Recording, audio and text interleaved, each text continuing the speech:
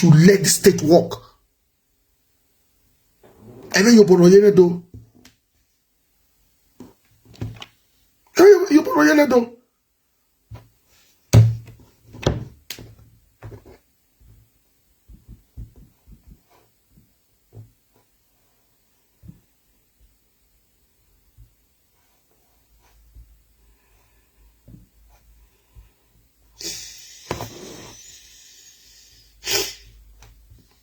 See our people.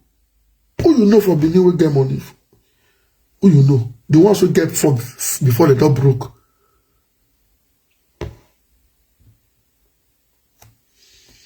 People who not thief before for their life don't turn thieves. People who don't know anything about kidnapping before, don't they kidnap people for 1 million naira for Benin. The state is gone.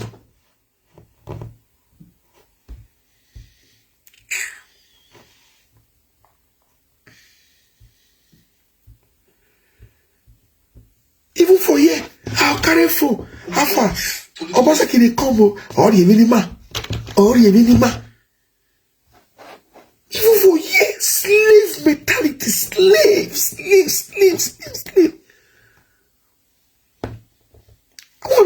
About you know it also you know they make money for this. I carry my phone. I said take. See Dublin expenses. See Torino expenses. See Rome expenses. See Scotland expenses. Look. They look like this.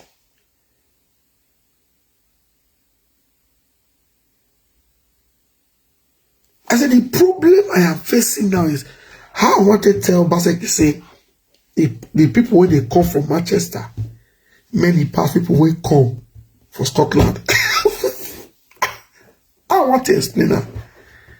Say Scotland will spend like £2,000 now for Manchester. We are spending over 5,000. I want to explain that. Make it not be like say a thief.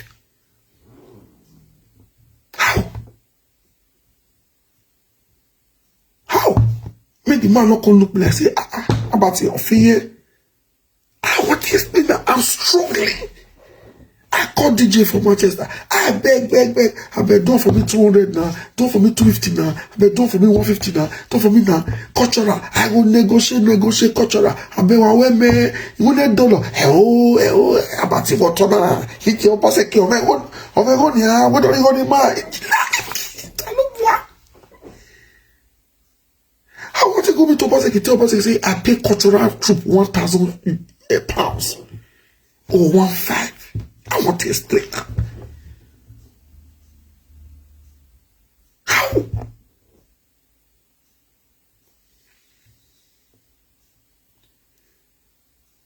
The last time I said, you see, the people who don't sign up for Manchester, he said, but we are not campaigning. Can't we reduce the number? I said, you see, people are calling.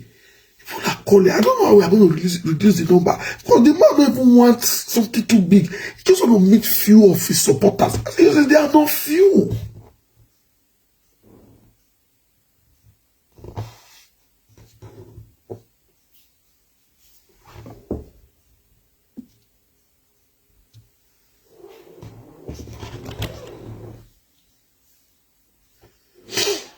Anywhere be talking. Oba is not there for us. He's there for himself. Let me tell you something. I not be. First thing, if you offend me, I don't forgive. I feel forget small, but I know they forgive. For now, they threaten. Hey, we know papa's or more. If you touch my family, I will know say that you run now. I will know. Who you send will tell me. The day we don't give your talk money, they will talk how you to send them. And I will come for you. I will come for you. I will pay you back. I will pay you back. I will pay you back. They threaten my dad, my mom. They call them for phone. They threaten them. I want more about your go. No, you want me ever. A matter. A matter. Nonsense. I be like illiterate for your eye. A matter. A matter. What does the poesy a men no more? Away, but I have on a matter. A matter.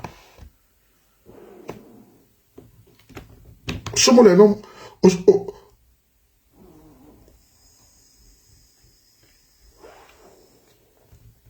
Somebody no more baba. Omo me. Not be oba the tell na say somebody life for your head. Somebody say see what you tell me. Oba say no, it matter. Oh, amen. Oh, jeme. Oh, omo baba. Oh, what's what in your mind with somebody want me? Poor people and illiterate. Now let they do those nonsense that time. Hey, woman. Matter. If I did Benin, there's some palace on moment, how they go? What business do I have with palace? There's no law that says if palace come here and go. For what? To do with it. I'll be your Kagili, I'll be your John. What business do I have with the palace? It could be politics sometimes with the follow up and go, to do what? The last time I was attacked in front of the Oba Benin Palace, what are you saying? 2020.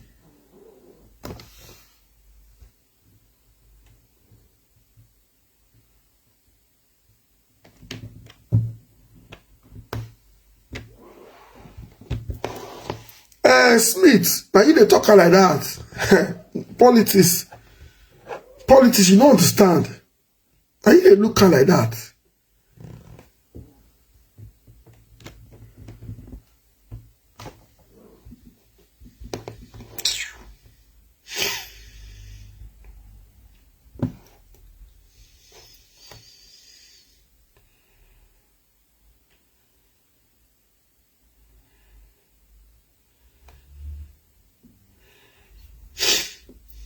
The ones who get for before they talk. Nonsense. Look. See, though, if you not send your people money for us, they don't fit chop. The state is dead. Stop sending. If they hear and hot, who want marry? Okay, but I want marry, I not get to. I want to bury and go call Kage or Kagbe make una bury like that. They not get money. One I want take canopy. One I want kick cow. One I want carry mission. Do one the way you want them. The people will be angry.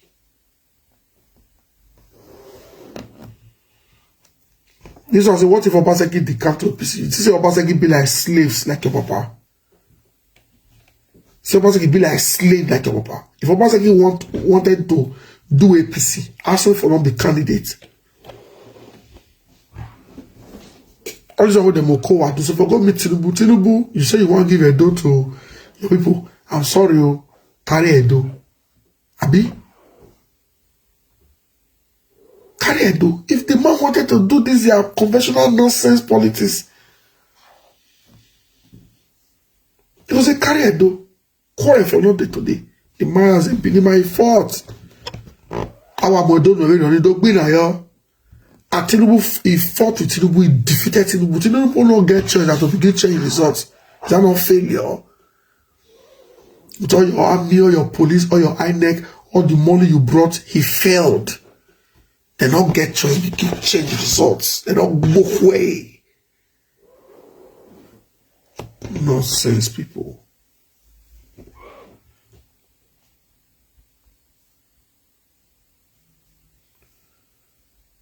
You just play politics.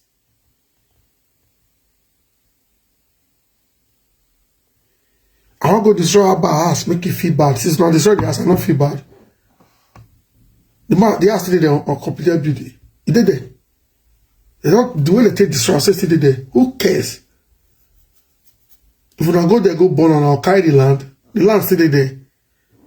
If we don't say no, we get land again, we go build put. When the government where their head correct come, who build pull go by say come on there?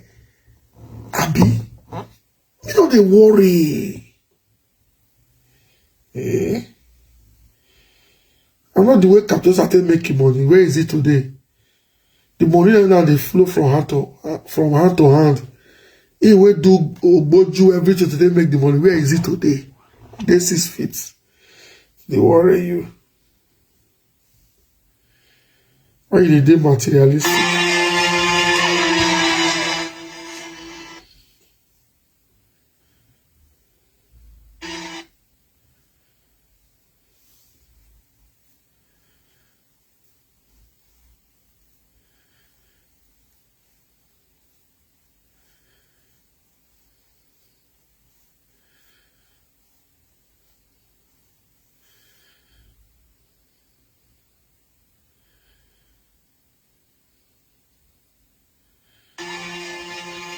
When I listen to this interview, pay attention.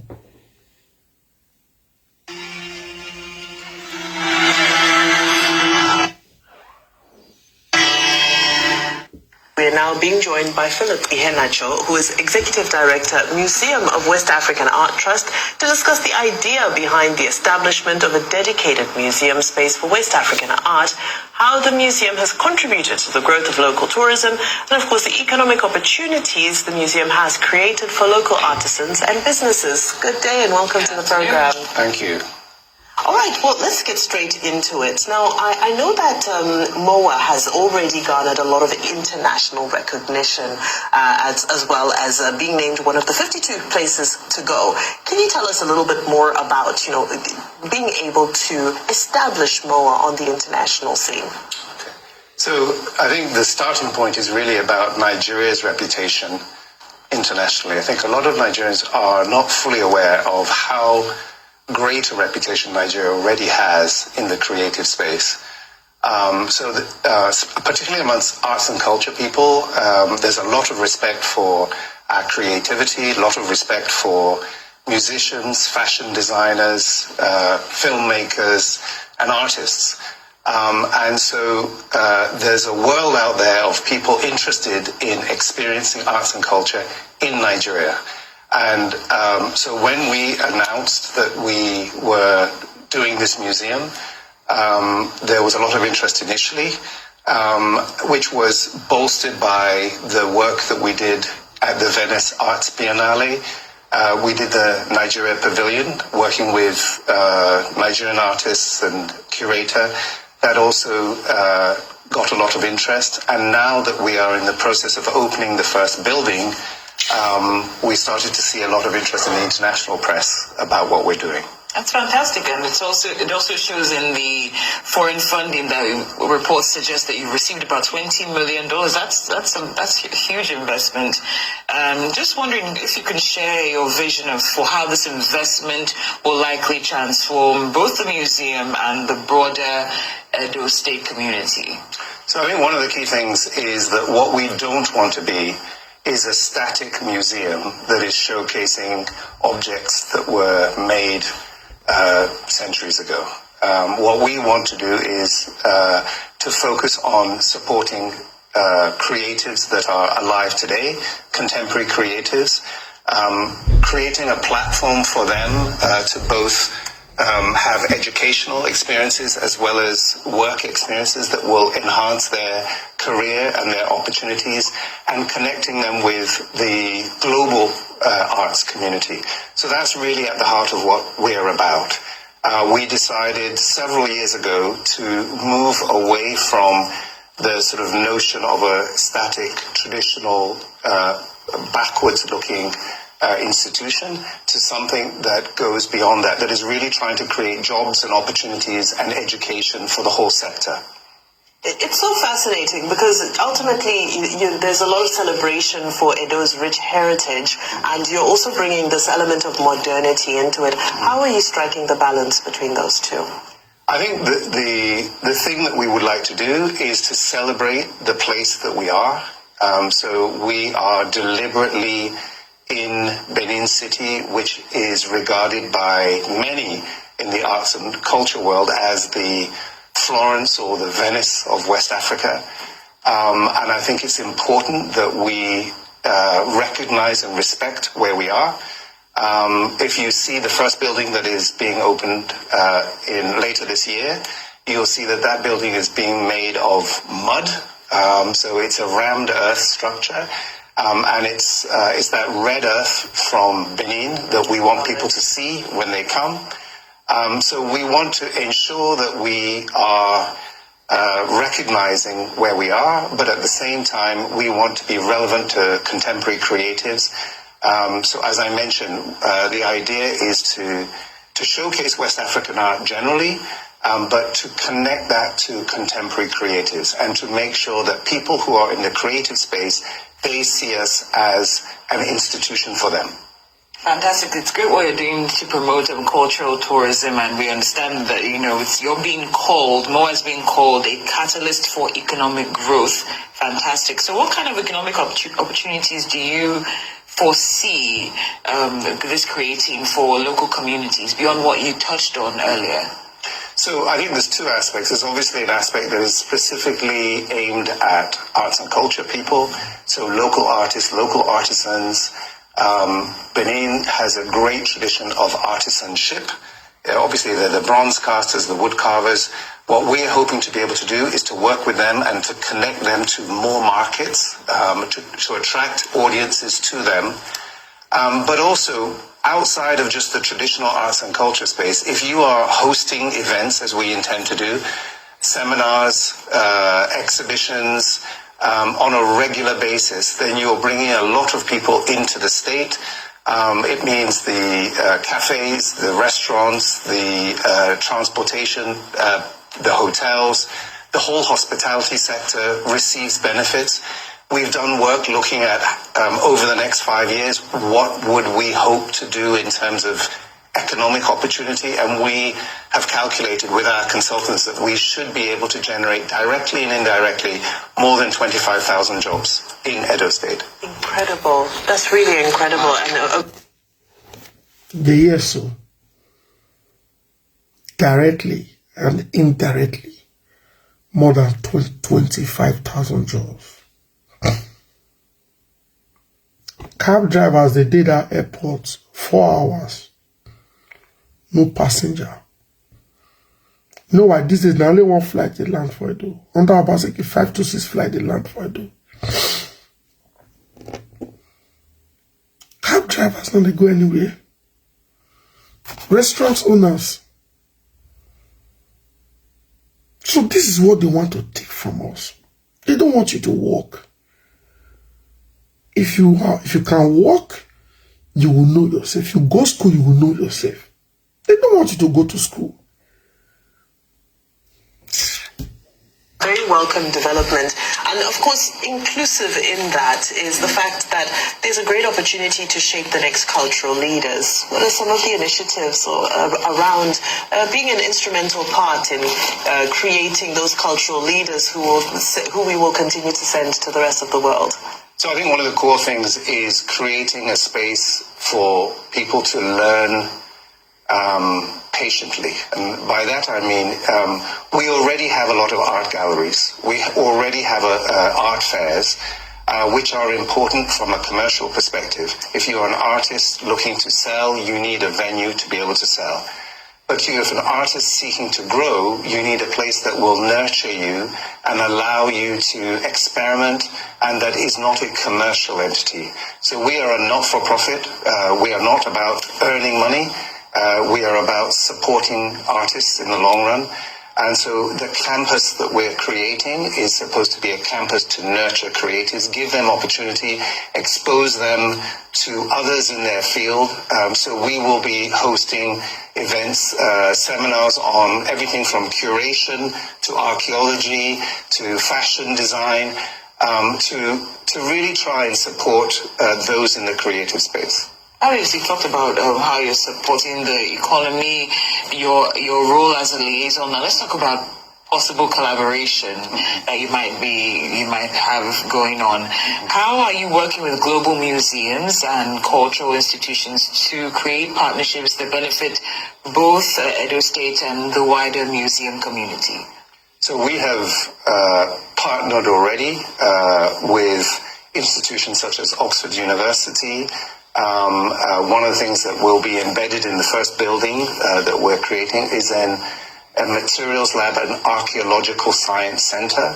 So one of the things that happens today is the archaeological work that is done throughout West Africa. Samples are taken to be tested abroad because of the lack of facilities in West Africa. What we want to do is to stop that and to work with academics. So we're working with University of Ibadan, with Benin University, with Oxford University, with Cambridge University, to establish really a center of excellence for archaeology, for example. We are working with institutions and foundations like the Mellon Foundation, which is one of the largest US foundations focused on arts and culture, to, over the next few years, to be able to offer courses, to be able to offer experiences to curators, to conservationists. We have the first building is an archival building, a storage building. So the idea is to work to support the sector generally, and to provide facilities for artists, for the creative sector, but also for museums. So one of the key things about what we're doing is we are setting up an institution that is deliberately aimed at supporting other cultural institutions. So if you are looking to hire curators, those curators will need to be trained. We are set up to train curators. The same thing with exhibition designers, the same thing with conservationists. One of the things that is not so fortunate about the weather in southern Nigeria that we have is that it's very humid. And humidity over the long run is very destructive for certain types of objects, particularly photography, paper, textiles. So we have climate control rooms that are specifically aimed for long-term storage for archival material like that. And that we would like to do on behalf of institutions across West Africa, museums across West Africa, who don't have those sorts of facilities and who want a safe place to store objects when they're not being displayed. I'm glad you spoke about that, because of course we know that the preservation, especially of the Benin bronzes and the artifacts, is a very sophisticated, it requires sophisticated techniques. So can you delve deeper into this idea of cultural heritage management? Because it almost sounds like it's relatively new to us.